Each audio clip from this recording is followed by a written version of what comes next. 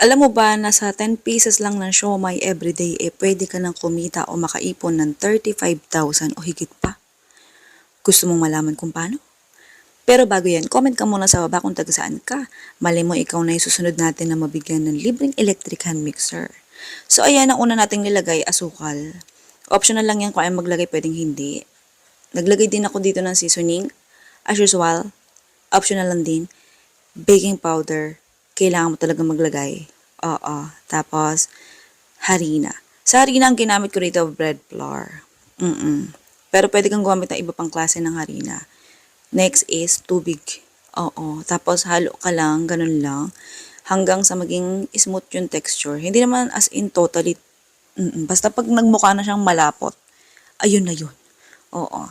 Tapos punta tayo sa siomai. Mga 10 piraso lang ang kailangan natin sa recipe na to. Tapos, hatiin natin siya sa dalawa. Ganyan lang siya. Super dali. Oo, mas madali siyang hatiin kung gunting ang gagamitin mo. Tapos nagbudbud lang ako dito ng harina. Yung sa pagbudbud ng harina, optional lang. Oo. Kasi dapat diretso ipapalaman ko na yan dun sa butter. Kaya lang naisip ko baka mamaya mapansin, sabihin hilaw.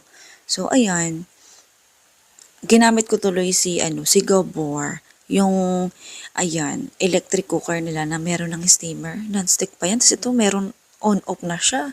Oo. Detachable din yung kanyang cord. Oo. Pwede mo tanggalin. Pwede rin hindi. O kung gusto mo hugasan siya na nakakabit, pwede rin. Oo.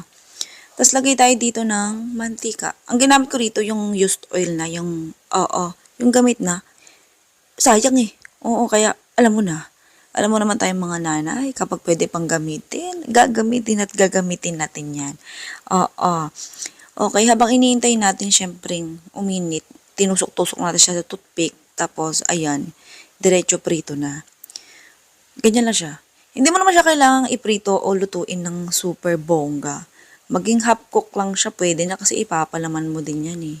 Oo. Sa recipe natin na to, pwedeng hindi siomai ang gamitin mo. So, ayan, kung mapapansin nyo, pagkahango, meron nang nakabalot na puti. Yun yung butter. Ididip mo siya sa butter, tapos diretso salang. Diretso prito ulit. Ganon. Oo. Puro prito-prito dito sa recipe nito. Prito, halo, prito, ganon. Super dali lang din yung lutuin. O, diba, bongga? Kahit di ka marunong magluto, kaya mo yan, baka magreklamo ka pa, ha? Oo, kaya mo yan. Oo, basta gusto mo, kaya mo yan. Maghanap ka lang ng pwesto na sa tingin mo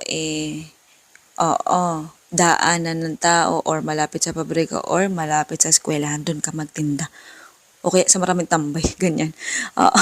Basta yun yung mga pwesto na mabenta eh. Sa plastic naman, optional lang to. Pwedeng hindi mo gamitin. Pwedeng diretso toothpick na yan. Pero kung halimbawa take out, ayan, para mas maganda, mas presentable, gamit ka nitong plastic. Pero kung gusto mo mas makamura ka, di mag-plastic labo ka na lang. Gusto mo, wag ka na rin gumamit ng toothpick. Kung saan ka mas makakamura, ikaw bahala. Ikaw naman ang magtitindi. Bale, itong recipe na sinishare ko sa inyo, for sharing lang naman. At hindi ko sure kung nakita nyo itong recipe na to sa iba. At ito ay pumasok lang to bigla sa isip ko habang ako yung nag-iisip ng recipe na pang negosyo na kung ano ba ang dapat na i-share ko sa inyo. Don't you worry, katanggap-tanggap naman to sa panlasa at saka sa tiyan. Kaya itry mo na kung gusto mong itry. Pwede naman, lantakan mo lang muna. Tapos yung second try, tsaka mo ibenta.